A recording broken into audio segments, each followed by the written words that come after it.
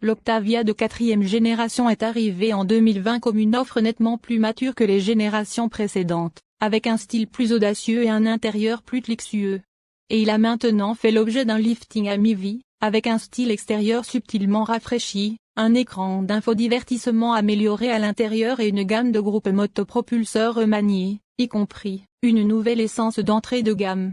Il y a quelque chose d'un charme d'antan dans l'Octavia. À une époque où les acheteurs affluent vers les SUV et où les constructeurs automobiles proposent des véhicules hybrides rechargeables et entièrement électriques, il est proposé en version à ion et break, et avec seulement le moindre soupçon d'électrification hybride légère. Il n'y a pas de honte à cela, Škoda exploite les atouts de cette voiture, et de telles voitures suscitent toujours un énorme attrait.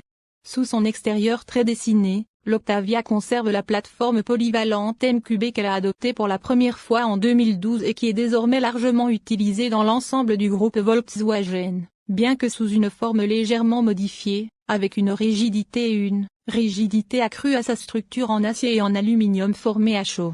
L'Octavia de 4e génération conserve l'empattement de 2,68 mètres de la voiture qu'elle remplace mais, dans le but d'offrir un plus grand espace intérieur et plus d'espace de chargement, elle a connu une croissance modérée. La trappe mesure 4,69 mètres de longue, 1,82 mètres de large et 1,47 mètres de haut, tandis que le break s'étire jusqu'à 4,70 mètres. Le maintien de la plateforme MQB signifie que de nombreux points durs de l'Octavia de 3e génération sont également conservés, comme le système de direction électromécanique et la suspension, qui utilise une combinaison de jambes de force McPherson à l'avant et soit une poutre de torsion, soit une suspension. Disposition multibras à l'arrière, selon le modèle, mais avec des modifications de détail visant à rendre la voiture plus confortable. Il y a eu quelques modifications mineures pour le lifting en raison des règles de sécurité mises à jour.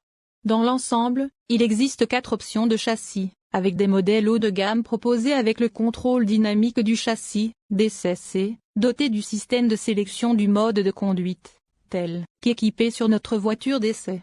Les voitures Sportline ont une hauteur de caisse inférieure de 10 mm, tout en apportant un amortissement adaptatif et une gamme de modes de conduite différents qui vous permettent de modifier les caractéristiques de la direction, de l'amortissement et de la cartographie de l'accélérateur. Škoda a reflété les développements apportés à la Volkswagen Golf, de 8e génération, aux côtés de laquelle la MK4 Octavia a été conçue, en dotant la voiture d'une architecture électrique retravaillée. Cela s'accompagne de systèmes de sécurité active plus avancés, notamment un régulateur de vitesse adaptatif en option et une assistance au maintien de voie avec fonction autonome de niveau 2, ainsi que des phares matriciels à LED, en option sur les modèles Sportline, des séries sur les prochains modèles VRS. Le lifting a été volontairement léger, bien qu'il existe de nouveaux modèles d'éclairage LED et un pare-choc remanié. C'est subtil mais distinctif, et cela ne devrait pas aliéner les nombreux fans de l'Octavia. Avec le modèle de 4e génération, l'Octavia a clairement fait un pas en avant vers la haut de gamme, avec de nombreuses finitions et technologies haut de gamme exposées dans l'habitacle. Cela a été encore souligné par le lifting 2024, qui apporte des changements introduits récemment sur d'autres modèles du groupe VW qui utilisent la plateforme MQB. Le plus remarquable est que l'Octavia dispose désormais d'un écran tactile central de 13 pouces, tandis qu'au Maroc, tous les modèles, sauf ceux d'entrée de gamme, dispose également d'un affichage d'instruments numériques de 10,25 pouces.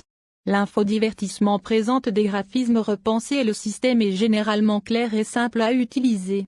Le système est désormais livré avec une connexion Internet permanente qui permet les fonctionnalités et les services de Škoda Connect et il comportera bientôt un assistant vocal numérique et assisté par ChatGPT. Devrais-tu aimer ce genre de choses?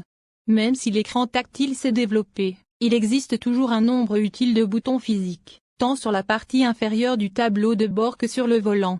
Le curseur de contrôle du volume, légèrement controversé, demeure, mais étant donné que vous pouvez également régler le son avec une molette rotative sur la branche du volant, cela ne devrait pas trop vous effrayer. L'habitacle semble extrêmement spacieux pour une voiture de cette taille. Les adultes auront beaucoup d'espace à l'arrière, que ce soit sous forme d'écoutille ou de break, et il y aura une sensation lumineuse et ouverte partout. La climatisation à 2 zones est standard, Et Škoda a également promis une nouvelle fonction qui activera toutes les fonctions de chauffage de la voiture, pare-brise avant et arrière, volant et siège, d'une simple pression sur un bouton.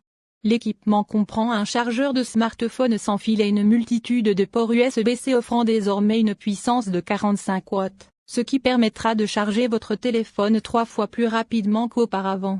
L'Octavia rénové comprend également de nouveaux revêtements, garnitures et panneaux de porte. Škoda vante l'utilisation de matériaux durables, notamment des tissus recyclés dans les matériaux des sièges et des garnitures. Jusqu'à présent, nous avons passé du temps dans un modèle représentant SE Technology et Sportline, et les deux cabines étaient des endroits agréables à vivre. Au contraire, les effets de garniture mate de la garniture SE Technology étaient plus agréables à l'air et au toucher que l'effet de tableau de bord en fausse fibre de carbone présenté sur les modèles Sportline. Un autre exemple de la volonté de Škoda en matière de développement durable se trouve dans les sièges en cuir proposés sur certains niveaux de finition, qui sont bronzés. En utilisant des coques de café provenant de grains utilisés par le personnel de l'usine de Mlada Boleslav. Ils consomment environ 25 tonnes de café par an, si vous vous posez la question. En matière de durabilité, cela s'étend désormais à deux des caractéristiques s'impliquent le verre les plus populaires de Škoda. Le parapluie caché dans la portière et le grattoir à glace dans le bouchon du réservoir sont désormais fabriqués à partir de plastique recyclé. L'Octavia séduit depuis longtemps parce que de son caractère pratique, et l'Aion et le break conservent un grand coffre. L'Aion dispose d'un compartiment de rangement de 600 litres et celui du break de 640 litres. Cela donne à l'Octavia un avantage substantiel par rapport à ses rivales de classe telles que la Ford Focus et la Volkswagen Golf. L'Octavia révisée sera lancée en 2024 avec une gamme de 5 moteurs à 4 cylindres, 3 moteurs essence et 2 moteurs diesel. Un moteur diesel TDI de 2,0 litres continuera d'être proposé, soit en version manuelle de 114 chevaux, soit en version 148 chevaux en utilisant la boîte automatique DSG hybride légère. L'essence de 114 chevaux est agréablement douce et silencieuse, et la boîte manuelle à 6 vitesses est agréable à utiliser.